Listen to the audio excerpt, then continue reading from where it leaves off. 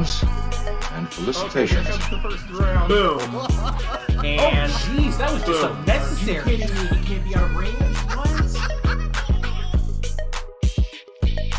Greetings and felicitations, YouTube. You're all the Appian Way here with another Dr. Appius. This time, the submitting player is N-Spy. He's playing as his favorite faction, Ithaca. And his army is pretty straightforward. I actually like how wide he went with it. He made sure to bring plenty of units. He has 4 warriors of Ithaca, 2 heavy shielded spearmen, a Cyclops deployed in the center on the battlefield of Ares. On his right, he has an Island Club warrior, and forward deployed a single ambusher. And on his left, he has another Island Club warrior, 3 spear runners, and a fighter vanquisher. His opponent is Argos, who brought 2 night runners, Argive Raider, 2 heavy chariots, 2 sword masters, 2 armored spearmen, a fighter vanquisher, centaur champion, and 2 savage centaur warriors.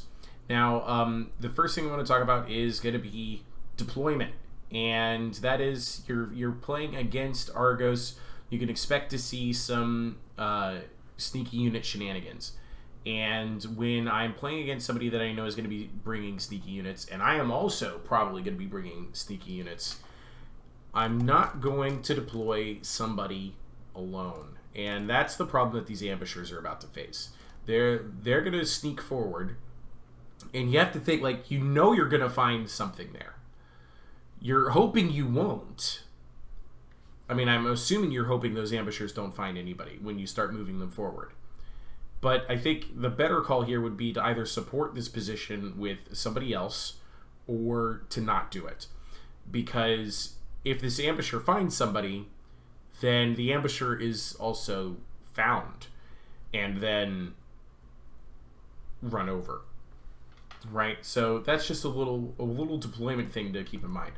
This one I thought was an interesting one, right? Like, so the Warriors of Ithaca, they have stock, and you can deploy them anywhere you want. He opted to deploy them as his main line in the center, flanked on either side by heavy shielded spearmen.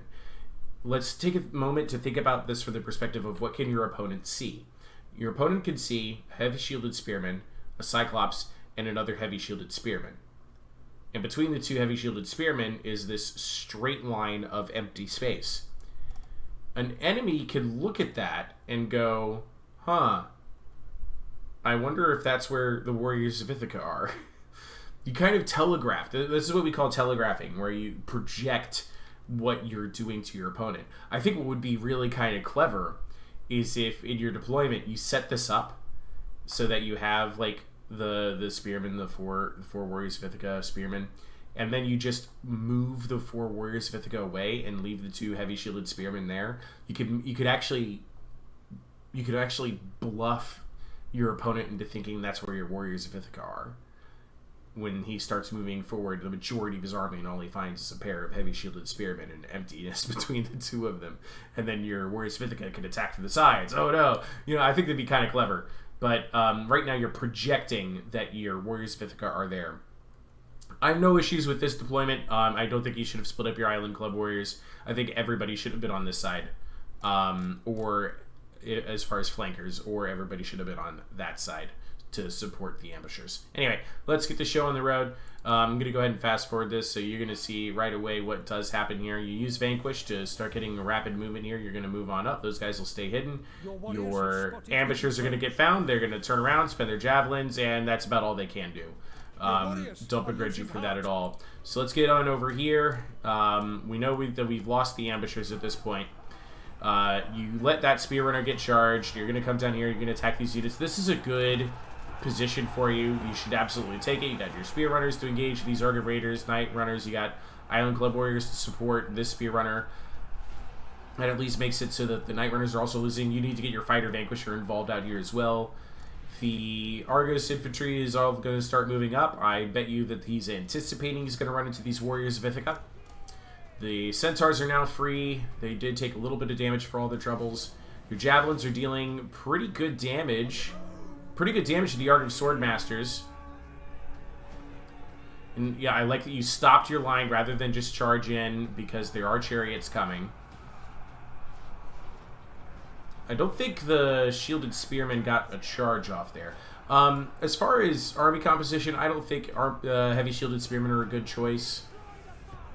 I think you're just as fine picking the heavy sword skirmishers. They're cheaper. But I mean, hey, the spears are going to be useful against things like chariots. That's for sure. Look how much damage that reinforced chariot took. Actually, pretty hefty. Meanwhile, out here, it does look like the centaurs crossed the field of battle. Having dealt with the one flanking unit, they can now come over here and deal with the other flanking force. And yeah, I can see how this turns against you pretty quickly. That was a good presence of mind to turn that Island Club Warrior around to potentially get into the flank of that Argive Raider. Have both of your heroes fight each other for sure. We've got a Divine Challenge going. Just go ahead and let those two heroes beat up on each other. Nobody's going to win that, but maybe you'll tie up his hero and keep him out of the battle. You're actually, man, you're doing okay out here, but you need to turn him around a lot quicker. Meanwhile, in the center, the rapid movement of the centaurs has gotten them back involved. They're gonna bail out their Argive Swordmasters against your heavy shielded spearmen. The problem now is that you just don't really have an answer to chariots and centaurs. The double heavy chariot and triple centaur combination is hefty. It is very hefty, very hard for a faction like Ithaca to deal with that doesn't have solid spears and in the heavy category and doesn't have good chariots of its own. And you're just kind of seeing now the payoff for that. What can you do as a Ithaca player? I would say more heavy infantry. You're gonna need more heavy infantry to win those kinds of engagements. And being smart about how you divide your forces. If you're going to have an ambushing flanking force, you've got to make sure that it's in a supported position and is able to engage the rest of the battle. Your opponent just has the mobility, the very, very good mobility to be able to support both engagements, both on the flank and in the center, and that's really working against you. Let's see how well your Cyclops has done. I haven't seen any boulders. We did manage 30 kills. A boulder right now would be amazing. Oh, God, if he had gotten off a boulder into the side of that Argive Swordmaster, that could have been bowling. That could have absolutely been Argive Swordmaster bowling. Oh, man. Okay, we got... Oh, hey, the Armored Spearmen of... oh, no, that's not Ithaca. That's Argos' Armored Spearmen. That's the other downside to Ithaca's Heavy Shielded Spearmen. They can't put their shields on their back for some strange reason, even though everybody else can. Yeah, your Warriors of Ithaca they're done. They're completely checked out. You don't really have anything else that's going to help you win the battle. The hero duel is ongoing, and it's just going to go ahead and end unceremoniously here with no clear winner in the duel, but a clear winner in the battle. There it is. Valiant defeat. Must have been army losses there at the end. Yeah, 931 losses. Pretty hefty. As you can see, nobody really doing triple digits that they needed to do. Your closest being that one spear runner. Whereas both of the chariots, both of the Argive Swordmasters were able to just clean up. I think this is something where I'm going to go ahead and take you to the army composition table and just see if we can't come up with a little bit better of a build for when you're facing Argos as a more general sense. Alright, so I think the build was something like this. You had about 50 funds left over, so I'm assuming you put 1 XP on a Warrior of Ithaca, which is fine. That's fine. Or you put, to get even closer to that perfect spend, something like that, give you only 2 funds left over, 1 XP on both of those Island Club Warriors. So the first thing I want to change about this army is the ambushers. With everything else that's in here, what are your ambushers doing? What's the job that you have planned for them? I feel like they're just here now to it's something to do with your remaining 610 funds. I think if you're going to take one unit in that kind of price range, you can see what, 660. I think that's worth finding 10 more funds to get a Siren. Maybe instead of the Fighter Vanquisher, you went with like a Warlord Commander. Or, you know, just one of the Warlords. Possibly even the Warlord Mentor. You know, this way you've got the funds to get you that sirens. Because as it was, the ambushers by itself just wasn't doing anything. Especially when you can potentially find a way to get exemplary ambushers or guerrilla stalkers. The ambushers themselves, they're not quite doing the job. Certainly not when they're deployed off on their own. So I'd drop that from the roster. The other thing I'd drop are going to be the heavy shielded spearmen. I've already gotten you up to 25-40 funds here. Let's go ahead and get back the fighter vanquisher though. Playing against Diomedes, is the fighter vanquisher what you want, or is really what you want an archer trickster? Because Diomedes is guaranteed to bring some form of infantry that is going to be very susceptible to ranged fire. What Argos needs to be successful is a sturdy main line and their flankers. Very similar to what Ithaca needs to be successful, a sturdy main line and their flankers. And an archer trickster can disintegrate that sturdy main line. And that would be the Argive Swordmasters, the Armored Spearmen.